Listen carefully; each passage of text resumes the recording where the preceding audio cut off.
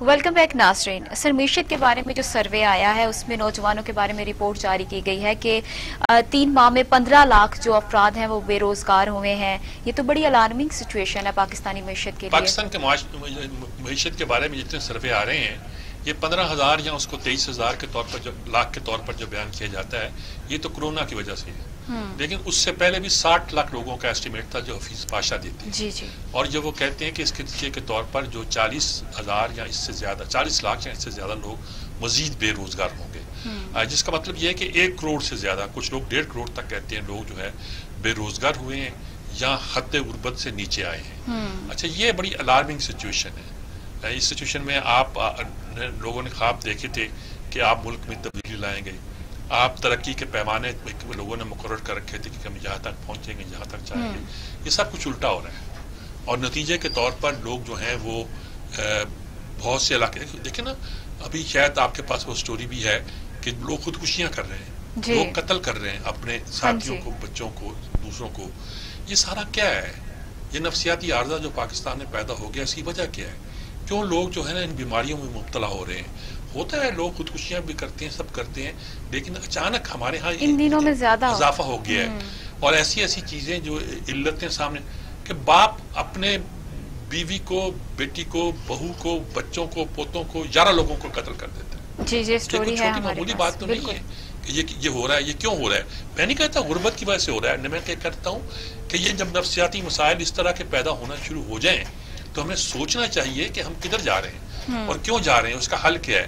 اب اگر مثال کے طور پر اتنے لوگ بے روزگار ہو جائیں گے تو ان کا اپائے کیا ہے، حل کیا ہے، اور کیسے کون ہے جو اس کو کرے گا اور کر کے اس مسئلے کو حل کرنے کی کوشش کرے گا. اس لیے بہت تکلیف دہ بات ہے. اعداد و شمار بہت سارے سامنے آئے ہیں.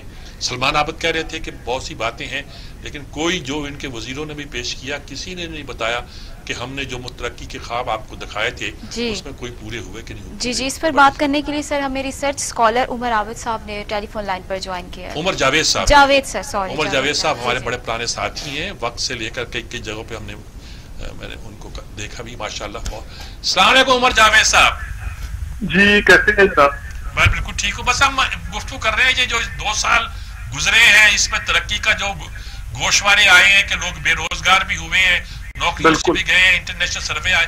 آپ کیسے دیکھتے ہیں ساری صورتیں کو؟ دیکھیں اس میں محترم سب سے پہلے تو نا یہ 2 سال جو حکومت کو ہوئے ہیں طریقہ انصاف کی، اس کو آپ نا بنیادی طور پر 3 حصوں میں تقسیم کریں. ایک تو جو ابتدائی حصہ تھا جس میں عمران خان صاحب جو اپنی 22 سالہ سیاست کے دوران بڑے بڑے دعوے کرتے تھے نا کہ میں IMF کے پاس نہیں جاؤں گا، میں عالمی اداروں سے بھیک نہیں مانگوں گا، میں کسی بھی طرح کی پرانی اکنامک پالیسیز کو اسحاق ڈار والی، شوکت عزیز والی نہیں اپناؤں گا. اس میں ہمیں ریورس نظر آیا 6-7 مہینے کے بعد، واضح طور پر ریورس نظر آیا جب حکومت IMF کے پاس گئی. اچھا، اس کے بعد IMF کے پاس جانے کے بعد یہ سیم وہی اکنامک فارمولے پر اتر آئی جو اس سے پہلے نون لیگ کا تھا، پیپلز پارٹی کا تھا یا شوکت عزیز صاحب کا تھا.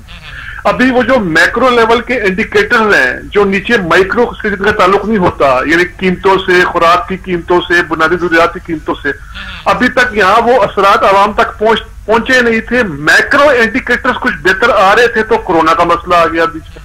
اچھا، کورونا ظاہری بات ہے ہم اس حکومت کو ذمہ دار قرار نہیں دے سکتے، وہ ایک عالمی مسئلہ ہے، عالمی معروض کا اس پہ عمل دخل ہے، پوری عالمی معیشت اس سے متاثر ہوئی ہے.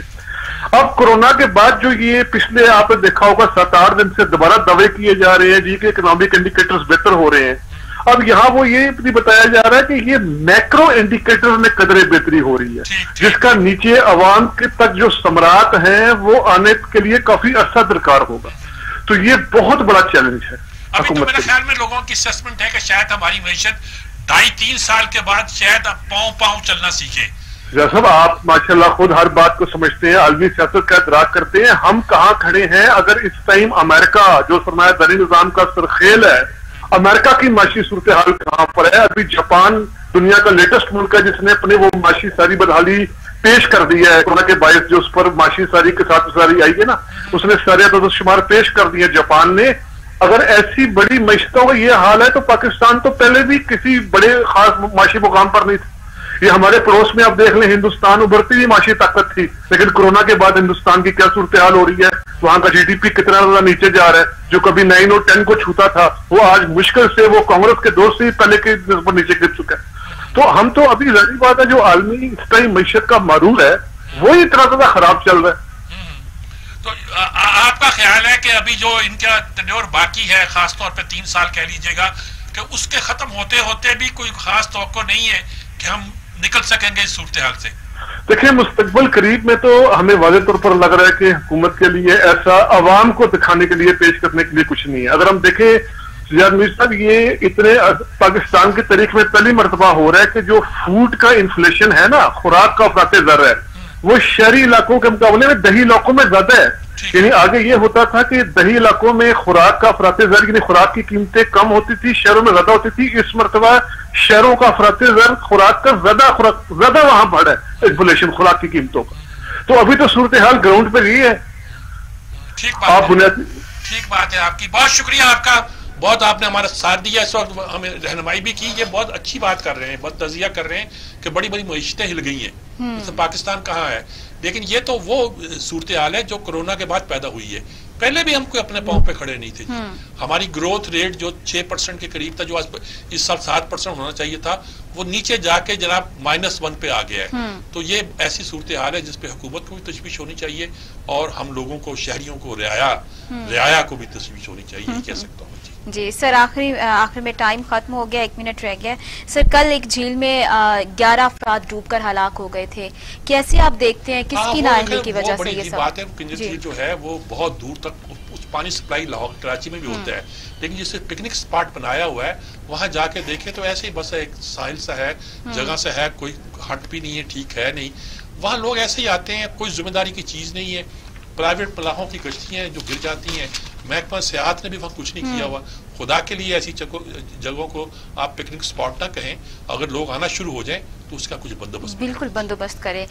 سر کلوزنگ ریمارکس دیجیے۔ کلوزنگ ریمارکس یہی ہے کہ کراچی کے واقعات اور سارے ملک کے واقعات اور عمران خان کی 2 سال کی کارکردگی کی تقریریں ہیں حکومت کی اور منسٹروں کی، یہ ساری ہمیں بہت کچھ سوچنے میں مجبور کرتی ہے۔ آئیے بیٹھ کر سوچتے ہیں۔ جی بالکل۔ جی ناظرین، آج کا پروگرام آپ نے دیکھا، آپ کو پروگرام کیسا لگا اپنے فیڈ بیک سے ضرور آگاہ کیجیے گا۔ کل پھر حاضر ہوتے، سیم ٹائم سیم چینل، تب تک کے لیے اللہ نے کے بعد۔